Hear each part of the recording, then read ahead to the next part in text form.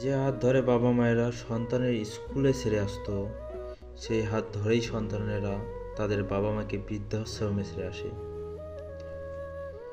School ছুটির পর অপেক্ষা করা ছোট শিশুটির মতনই অপেক্ষা বসে থাকতো তারা।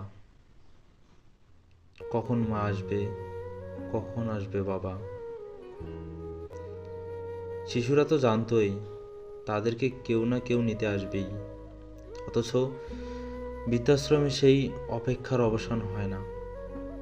বৃদ্ধাশ্রমে ছুটির ঘন্টা বাজে না, অপেক্ষায় বিলম্বে পরিণত হয় চোখের জল শুকিয়ে আসে।